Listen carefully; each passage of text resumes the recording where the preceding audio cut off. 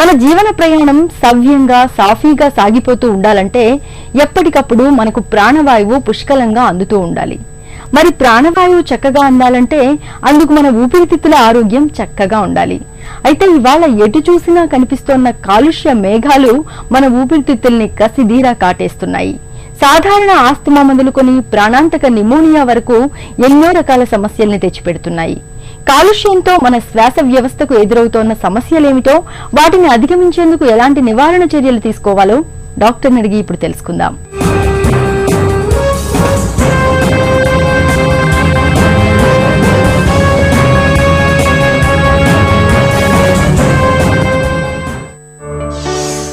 కాలుష్యంతో ఊపిరితిత్తులకు ఎలా సమస్యలు పెరుగుతాయి?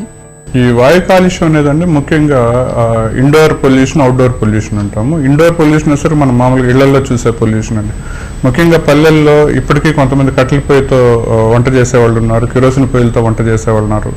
వాళ్ళలో ఈ కాలుష్యంలో రావచ్చు. కొంతమంది ఇళ్లలోనే సిగరెట్లు తాగేవాళ్ళు ఉన్నారు, దానివల్ల ఇండోర్ పొల్యూషన్ ఉంటుంది. అలానే కొంతమందిలో ఈవెన్ మనం గ్యాస్ స్టవ్లు వాడుతున్నప్పుడు కూడా దానిలో నుంచి వచ్చే ఏవైతే ఎమిట్ అవుతూ ఉంటాయో అవి కూడా ఓవర్ పీరియడ్ ఆఫ్ టైం అవి మనకి ఇండోర్ పొల్యూషన్గా తయారయ్యే ఛాన్స్ ఉంటుంది. అలానే ఎక్కువ ఈ అగరబత్తులు వెలిగించడం కానీ ధూప్ స్టిక్స్ వెలిగించడం వాళ్ళల్లో కూడా ఈ ఇండోర్ పొల్యూషన్ అనేది ఎక్కువ చూస్తూ ఉంటాం. అవుట్డోర్ పొల్యూషన్కి వచ్చేసరికి ముఖ్యంగా వెహికల్ పొల్యూషన్. ఇప్పుడు మనం హైదరాబాద్లో కానీ చూస్తే ముఖ్యంగా కొన్ని ప్లేసెస్లో బాలానగర్ కానివ్వండి, పంజాగుట్ట కానివ్వండి, దీంట్లో చాలా ఎక్కువ పొల్యూషన్ ఉందని మనం స్టాటిస్టిక్స్ చూస్తూ ఉన్నాం. ఈ పొల్యూషన్లో పార్టికులేట్ మ్యాటర్ అనేది ఏదైతే అంటామో అవి జనరల్గా 2.5 మైక్రాన్స్ కంటే తక్కువగానుంటే డైరెక్ట్గా లంగ్స్లోకి వెళ్ళి కూర్చొని లోపల అవి లంగ్స్ని డ్యామేజ్ చేయడం, ఫ్యూచర్లో లంగ్స్కి చాలా రకమైన ఇబ్బందులు, క్యాన్సర్ దగ్గర నుంచి సిఓపిడి ఎంత దూరమైనా కానీ తీసుకెళ్లే పరిస్థితి ఉంది. పొల్యూషన్ కంట్రోల్ బోర్డు వాళ్ళు మనకి ఇచ్చిన స్టాటిస్టిక్ ప్రకారంగా చూస్తే సల్ఫర్ డయాక్సైడ్ కానివ్వండి, కార్బన్ మోనాక్సైడ్ లెవెల్స్ కానివ్వండి, మీథేన్ లెవెల్స్ కానివ్వండి, ఇవన్నీ చాలా ఎక్కువ అయిపోయినాయి ఇప్పుడు వాతావరణంలో. అలానే ఓజోన్ లేయర్ కూడా రోజు రోజుకి దెబ్బతినిపోతుంది. ఇవన్నీ ఏంటంటే ఇండైరెక్ట్ గాను కొంతవరకు డైరెక్ట్గా గాను ఈ లంగ్స్ మీదను ఈ శ్వాసకోశ వ్యవస్థల మీదను ఇవన్నీ ప్రాబ్లమ్స్ చేస్తూ ఉన్నాయి. కాలుష్యం మూలంగా పిల్లలకు శ్వాసకోశ సమస్యలు పెరుగుతాయా? ముఖ్యంగా కాలుష్యంలో చూసేసరికండి ఇండోర్ పొల్యూషన్కి వచ్చేసరికి చిన్నపిల్లలు, పెద్దవారు వీళ్ళు ఎక్కువసేపు ఇళ్లలోనే ఉంటారు, 4 గోడల మధ్యలోనే ఉంటారు కాబట్టి ఎక్కువ వీళ్ళకే పొల్యూషన్కి సంబంధించిన ఎఫెక్ట్స్ మనం చూస్తూ ఉంటాం. ఇంట్లో మనం అనుకున్నట్టు ఈ వంట చేసినప్పుడు దగ్గర నుంచి కానివ్వండి, ఈ పర్ఫ్యూమ్స్, రూమ్ ఫ్రెషనర్స్, ఈ మస్కిటో కాయిల్స్ కానివ్వండి, ఏవైతే మిగతావి మనం ఎక్స్పోజ్ అవుతూ ఉంటామో, టాయిలెట్ క్లీనర్స్, ఇంట్లో సిగరెట్ స్మోకింగ్ చేసినప్పుడు ఇవన్నీ చిన్నపిల్లలు డైరెక్ట్గా పీల్చి ఏవైతే వాళ్ళవి నార్మల్గా లేతగా వాయునాళాలు ఉంటాయి అవన్నీ దెబ్బతిని వీళ్ళలో చిన్నప్పటి నుంచే ఈ శ్వాసకు సంబంధించిన ఇబ్బందులు తలెత్తే అవకాశాలు చాలా ఎక్కువ ఉంటాయి. ముఖ్యంగా చూస్తే అలర్జిక్ రైనైటిస్ అంటాం అనమాట. తుమ్ములు రావడం, జలుబు చేయడం, ముక్కు కారుతూ ఉండడం, అలానే రాత్రులు సడన్గా దగ్గు వచ్చేసేయడం, ఉలిక్కి పడేయడం, శ్వాస తీసుకోవడంలో ఇబ్బందికి గురికోవడం, ఇవన్నీ అలర్జిక్ బ్రాంకైటిస్ లక్షణాలు చిన్నప్పటి నుంచే పిల్లల్లో స్టార్ట్ అవుతాయి.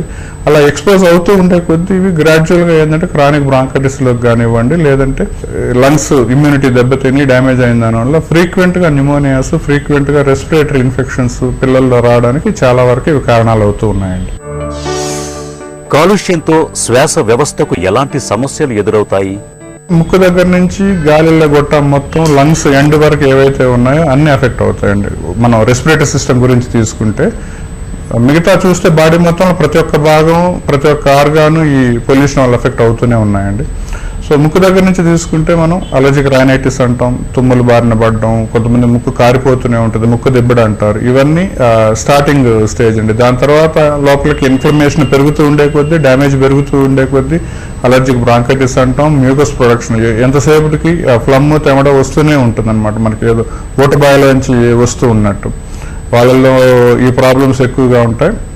ఇంకా కిందకి దిగేసరికి ఆ గాలి ట్యూబ్స్ ఇంకా డ్యామేజ్ అయ్యే కొద్ది ఈ రకంగా డ్యామేజ్ అవుతూ వెళ్తూ ఉంటాయంటే ఇలా ఉండాల్సిన గాలి ట్యూబ్ కాలుష్యం వల్ల ఇలా డ్యామేజ్ అవుతూ కన్స్ట్రిక్ట్ అయిపోతూ పోద్ది అనమాట. ఇలా కుంచుకుపోయేటప్పుడల్లా బ్రీతింగ్ డిఫికల్టీ ఎక్కువ కావడము, ఆ మ్యూకస్ ప్రొడక్షన్ ఎక్కువ రావడం, ఇవన్నీ జరుగుతూ ఉంటాయి.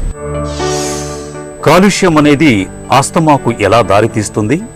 పొల్యూషన్ అనేది ఒక ఆస్తమాకే కాదండి, అలర్జిక్ బ్రాంకైటిస్, ఆస్తమా, సివోపిడి అంటాం, క్రానిక్ పల్మరీ డిసీజ్ అని, క్రానిక్ బ్రాంకైటిస్ అని, అలానే లంగ్ క్యాన్సర్లకి, అలానే కొంతమందిలో ఎవరైతే వీక్ ఇమ్యూనిటీ ఉంటుందో వాళ్ళల్లో బ్రాంకెక్టాసిస్ని అగ్రవేట్ చేయడానికి, ఆల్రెడీ డ్యామేజ్డ్ అయిన లంగ్స్లో ఇంటర్స్టిషియల్ లంగ్ డిసీజ్ ఉన్న వాళ్ళల్లో లేదా బ్రాంకెక్టాసిస్ ఉన్న వాళ్ళల్లో ఫ్రీక్వెంట్గా ఇన్ఫెక్షన్స్ రావడం, న్యూమోనియాలు రావడం, ఇన్ఫెక్టివ్ ఎగ్జాజర్బేషన్స్ రావడం, వీళ్ళు హాస్పిటలైజేషన్ అవ్వాల్సినంత పరిస్థితి వరకు ఈ పొల్యూషన్ దారి తీస్తూ ఉంటుందండి. కాలుష్యం బారి నుంచి మన ఆరోగ్యాన్ని ఎలా కాపాడుకోవాలి? మనకి ప్రికాషన్స్ ఇంటి దగ్గర నుంచే మనం బిగిన్ చేసుకోవాలండి. ఏవైతే ఇంట్లోనే ఇండోర్ పొల్యూషన్ ఉందో దాని నుంచి కొద్దిగా దూరంగా ఉండాలి. ఇంట్లో స్మోకింగ్ అనేది కంప్లీట్గా ఆపేయాలి. ఎవరైతే ఈ మనకి కట్టెల పొయ్యిలు వాడుతున్నారో, కిరోసిన్ పొయ్యిలు వాడుతున్నారో వాళ్ళు కొద్దిగా జాగ్రత్తగా బయట పెట్టుకొని చేసుకోవడం, అలానే ఎగ్జాస్ట్ వ్యవస్థ సరిగ్గా ఉండేటట్టు చూసుకోవడం. వెహికల్ పొల్యూషన్ని వీలైనంత వరకు గవర్నమెంట్ ఎంతవరకు దాన్ని లిమిట్లో ఉంచగలిగి దాన్ని కంట్రోల్లో ఉంచితే అంత బెటర్ అండి. బయటకు వెళ్ళినప్పుడు, టూ వీలర్ మీద వెళ్ళినప్పుడు కంపల్సరీగా మాస్క్ ధరించడం, హెల్మెట్ వేసుకోవడం కంపల్సరీ. అది డ్రైవింగ్ చేసే అతను ప్లస్ వెనక్కి కూర్చున్న వాళ్ళు కూడా కంపల్సరీగా పాటిస్తే కొంతవరకు మనం ఈ పొల్యూషన్ నుంచి కాపాడుకున్న వాళ్ళం అవుతాం. అలానే 4 వీలర్ ఉండేవాళ్ళు వీలైనంత వరకు విండోస్ క్లోజ్ చేసుకొని ఉండడము. అలానే ముఖ్యంగా ఏదైతే కన్స్ట్రక్షన్ వర్క్ జరుగుతూ ఉందో అక్కడ మాత్రం కంపల్సరీగా ముఖ్యంగా ఏదైనా కర్చీఫ్ లాంటిది అడ్డు పెట్టుకోవడం కానీ, ఆ పొల్యూషన్ నుంచి వీలైనంత వరకు దూరంగా ఉండేటట్టు చూసుకోవాలి. మిగతా ఏవైతే క్వారీస్ కానివ్వండి, శాండ్ బ్లాస్టింగ్ అని ఉంటాయి అవి కానివ్వండి, ఈ టింబర్ డిపోలు, రైస్ మిల్లు, వీటిలో కూడా విపరీతమైన పొల్యూషన్ వస్తూ ఉంటుందండి. సో వీటిని ఎంతవరకు అయితే లోపలికి పోనీయకుండా మనం మాస్క్ లాంటిది పెట్టుకొని అరికడతామో చాలా వరకు లంగ్స్ ని మనం కాపాడుకున్న వాళ్ళం అవుతాం. కాలుష్యంతో మన శ్వాస వ్యవస్థకు ఎదురవుతున్న సమస్యలేమిటో, వాటిని అధిగమించేందుకు ఎలాంటి నివారణ చర్యలు తీసుకోవాలో తెలుసుకున్నాం కదా. ఇక ఈ రోజు కార్యక్రమాన్ని ముగించే